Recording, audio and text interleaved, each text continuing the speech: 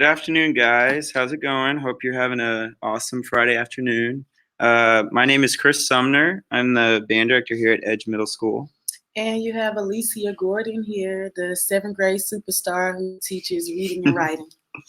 And we're going to talk to you a little bit about some technology options that CISD actually pays for and how you can use it. So these are going to be some awesome tools. Since it's being paid for, we want you using them in the classroom and giving you some good options to integrate technology in some cool and exciting ways to keep your kids engaged.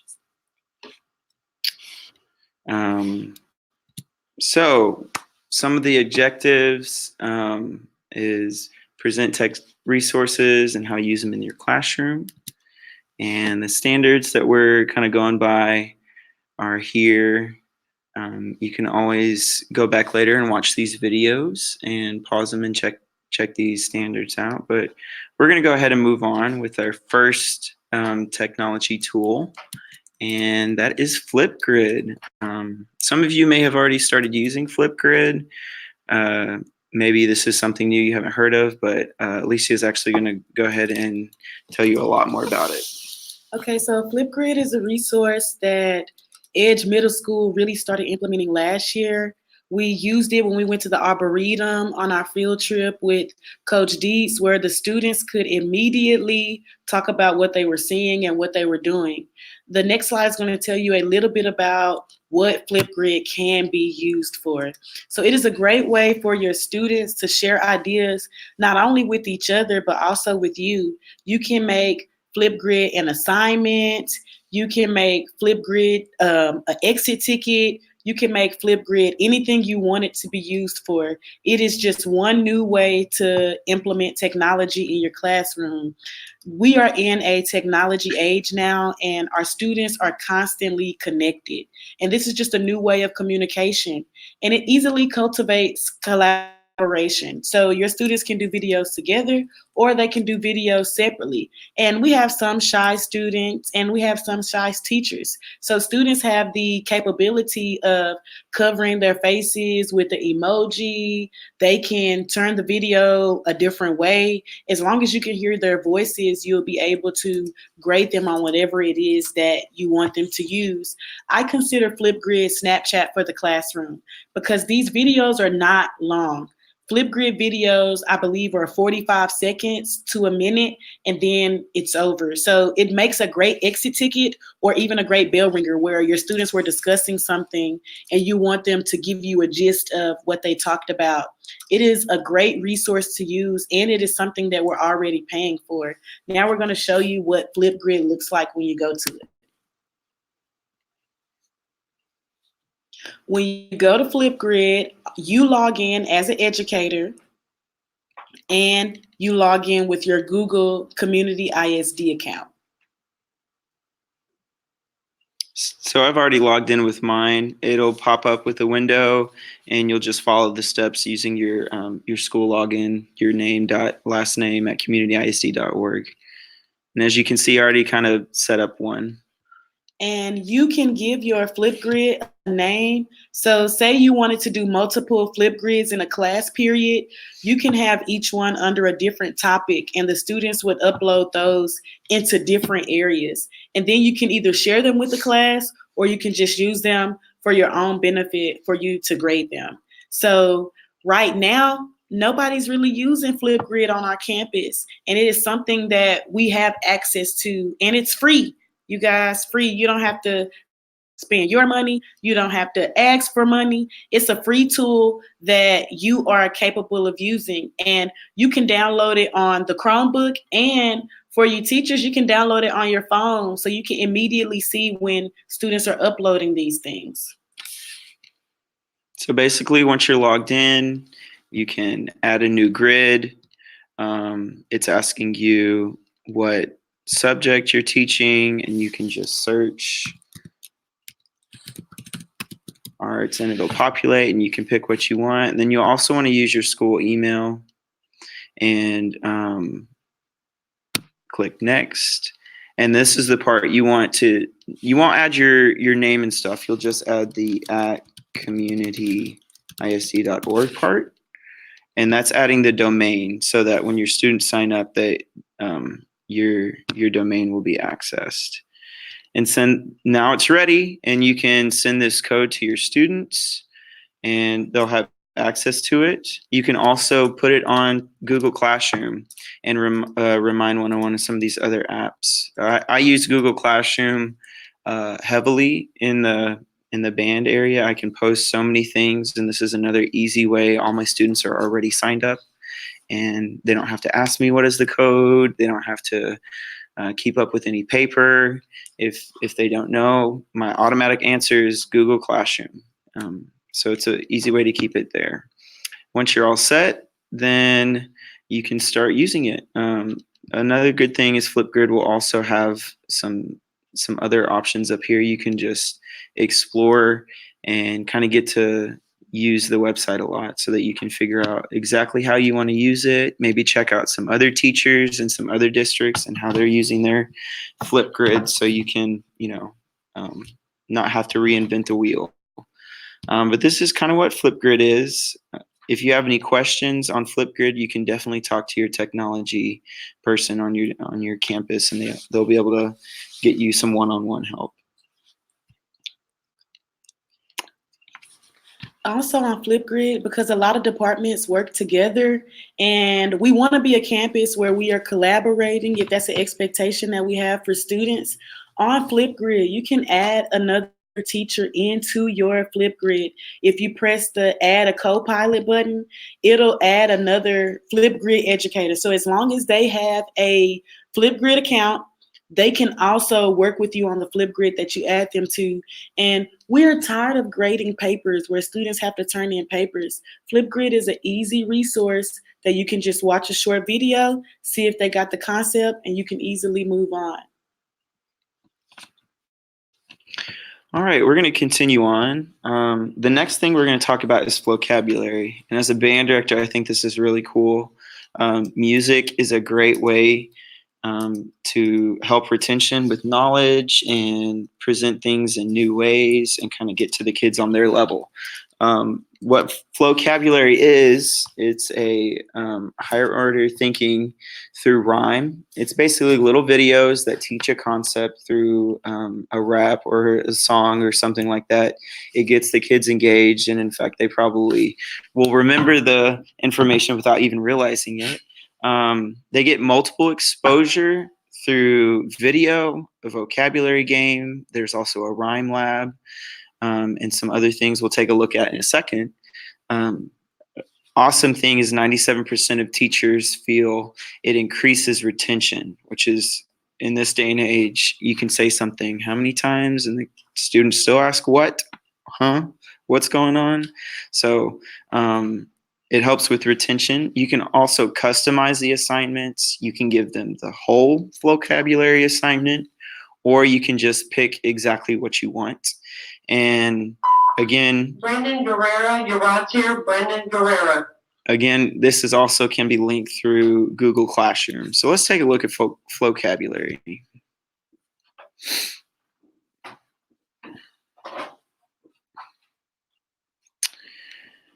All right, so again, like Flipgrid, you can use your Google account through the school to access this.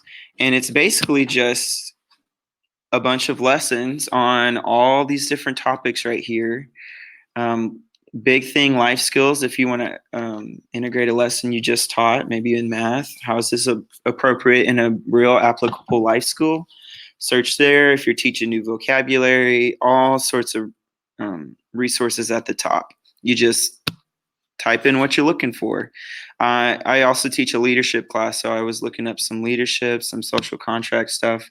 But as you can see, my classes that are in Google Classroom are already populated here.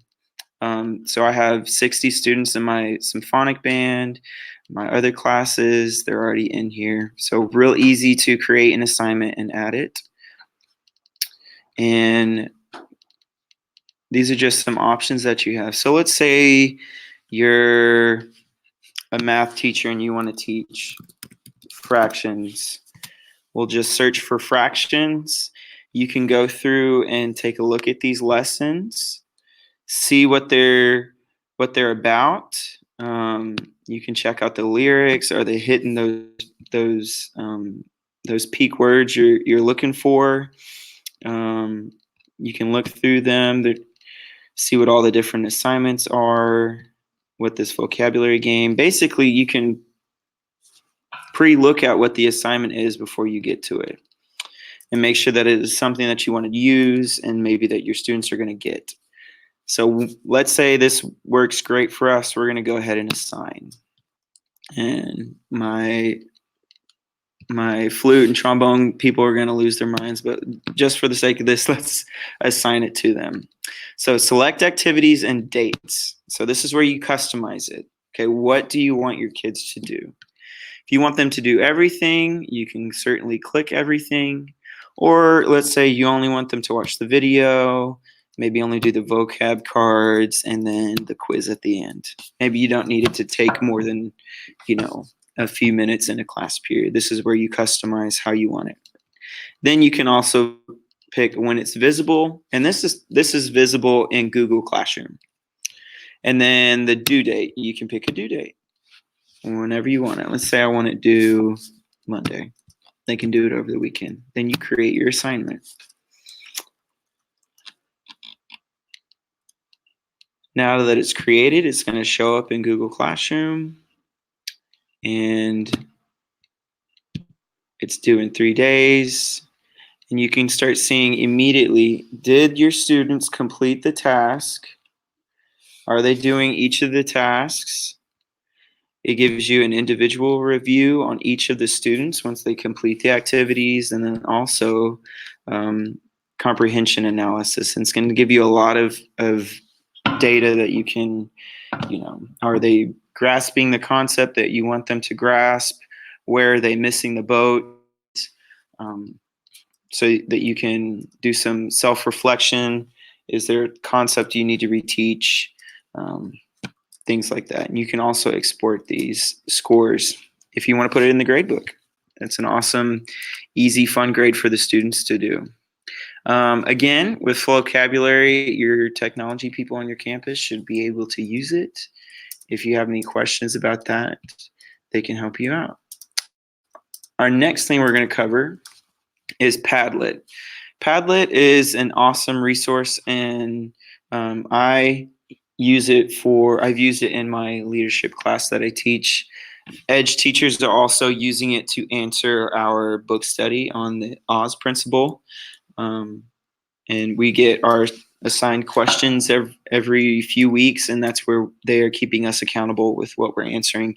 So professional development, we're using it, and you can also use it with your teachers. So what is Padlet and how can you use it?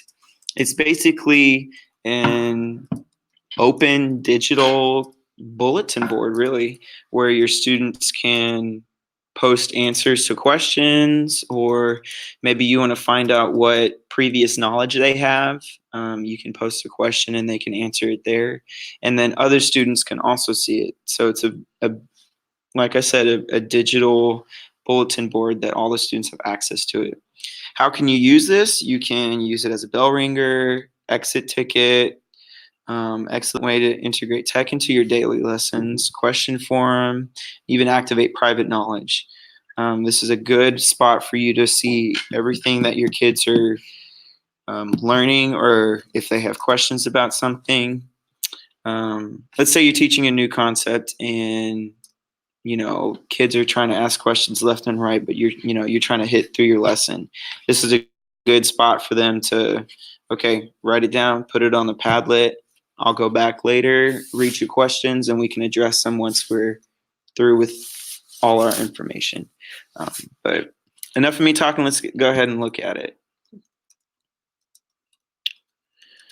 So, like everything, you can use your Google email to log in and go have a field day with this. As you can see, our EMS Oz book studies are here.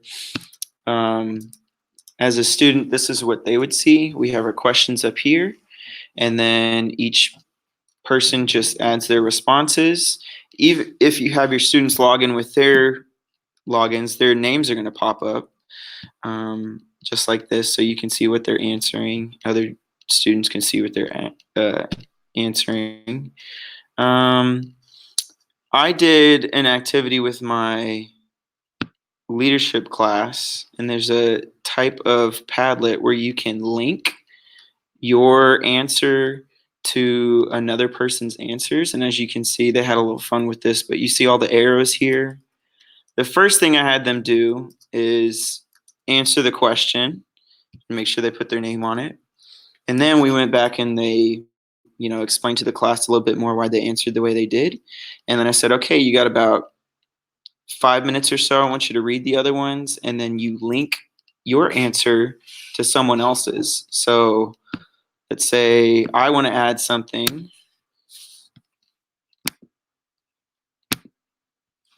And we're talking about leadership. We'll just start with that. You can add pictures, other things, but the next thing was I wanted to link this to someone else's. I said, find someone that you have in common, or there's some similarities there. So all you got to do is click those 3 dots, connect to a post, and then you find the one that was similar to yours and click connect, and it'll connect theirs. So a really cool collaboration tool with Padlet, for them to get to know what the other students are saying, and find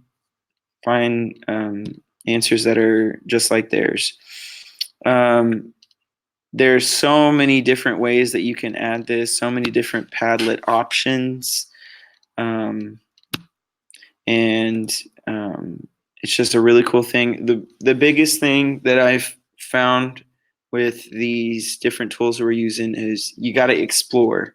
You got to play around with it, make some mistakes, and figure out what's going to work best for you. See what other people are doing with their Padlets, and that's going to be the best way to learn. So that's how Padlet works. And our next thing is Pear Deck. Again, this is another source from last year that we were introduced to. If you are already familiar with the tech from Nearpod, this is very similar to Nearpod. I really love the Nearpod. So when the district decided to buy Pear Deck, I was really excited because it was a resource that I was already familiar with. And a lot of you are already familiar with this resource. You just may not know how to implement it in your classroom. So we're going to talk a little bit about that. So Pear Deck is a great way to make your Google Slides, because that's the main resource that we use. It's a great way to make your Google Slides interactive, and all you have to do is download the add-on on your Chromebook. So if you go to the Chrome store and you search Pear Deck, you'll be able to use this resource. It may already be available in the community ISD. It may already be one of the circles at the top. You may not know that that's one of the circles though. So you use Pear Deck as your Google Slides. And you can also use the Google Remote to make this even more interactive where you're not stuck at your desk, okay?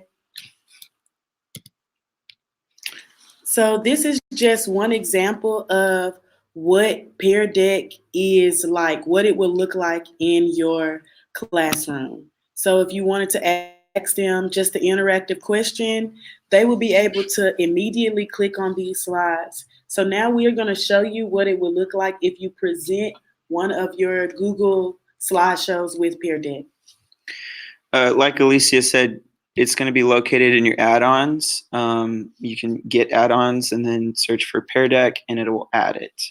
Then once you're in your Google Slides and you want to use Pear Deck, you'll come to your add-ons, Pear Deck, and open your Pear Deck add-on, and it'll pop up with this side panel right here. Then this is where you search for what kind of interactive slides you want to use. You can customize it and then add it in here. And as you can see, I've added a few of these examples. So once you have your slide done and you're ready to present, and your Pear Deck side panel is open here, you're going to click Present Lesson. It'll bring you to your Pear Deck website, where it's going to start launching your presentation. If anybody uses Kahoot, it's a lot like that, where your students have to join your presentation by entering a code. So as you can see right here, it says no students are connected, but as you pop this up, you'll move this window to your classroom projector. Students will type this in, and you can see what students are being added. Once they're added, you're going to want to use the Open Teacher dashboard to continue on with your presentation. So let's go ahead and click that. It's going to pop up a new window. Now your students won't see this window. This is kind of your version of what your presentation is. A view just for you, and this is a private view from the individual student responses. So your shyer students that maybe don't want to be called on, but they know the answer, this is a great way for them to still stay engaged. You can also use this on your phone or your tablet. We'll click Got It. And then you're projecting this. Everybody's done. We're going to move on. So we're moving through our presentation, going through, and we get to our first interactive slide. This is where your students are actually going to be seeing the interactive slide, and it's this one right here. I think this one was you slide the green if you did it, or slide red if you don't. And you're going to be able to see your student responses in this area. You can show the responses or even add a new question. Then you can move to your next one, and it's another interactive slide. They're picking their options. And if you look at the side where it says there's a small white box, that is where the students type in their responses. That'll immediately show up on your screen. So if you wanted to take a grade for those responses, you could, because you can save your Pear Deck. You can save the interactive slides that the students have typed on. It is a very, very interactive resource. And it could be, if you wanted the students to work through these slides by themselves, you can make it student paced. But if you wanted them to work through it with you, you can make it teacher paced whenever you create your Pear Deck slides. I think that if you have a class where you allow students to have a lot of autonomy, this is a great resource, and it could be student paced where they can work on it on their own, at their own pace. And once it's available to them, they can type in on it until you end the show.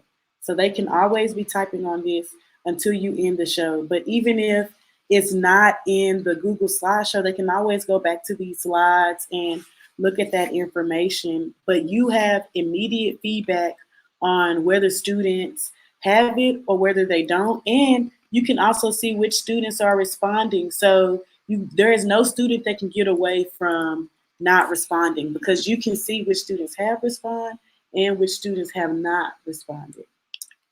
And as you can see, there's just so many options with different types of slides you can use. I think you can even lock their screens so they can't look at anything but what you're on. You can add new questions if you need to. You can re-ask the same question, or you can even add, say, you're in the middle of the lesson and you're going to go off the cuff. You can go ahead and add something. And as you can see, so many different options, different ways to keep those kids engaged. I love Pear Deck in my classroom. We have a teacher on our campus who constantly uses Pear Deck. She is a Pear Deck expert, and in my opinion, I go to her even when I have questions. When I first was comfortable with Pear Deck, because she was already very familiar with Nearpod, and it worked in the exact same way. So remember, this is a resource that the district is paying for. So we want to use those resources so that the district continues to pay for these resources. But Pear Deck is something you can take a slideshow that you've already created from last year, and you can make it interactive by adding those Pear Deck interactive slides. So you don't have to recreate anything. You can use things that are already available in your Google Slides. All you have to do is add the Pear Deck add-on. And as you can see, it's a very beneficial resource that can be used at any time in your class. Majority of teachers already use Google Slides. So now make it more interactive where the students are engaged in those Google Slides also. Okay, you can end it and add a name, and we're just going to end it since this is a As long as you example. save it, you can look at the student responses.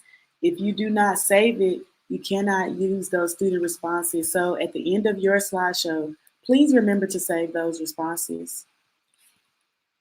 All right, well, those are our main big things. We had Pear Deck, we had Padlet, we had vocabulary, we had Flipgrid. Once again, I'm Chris Sumner. And I'm Alicia Gordon. We are the CITF, the CIT facilitators on the campus. So if you have any questions, I'm located in 705. You can find me in the back of the middle school in the band hall. If you're on a different campus, make sure you get in touch with your facilitator and ask any of those questions. And thank you guys for tuning in. I hope you have a great weekend. Talk to you next time.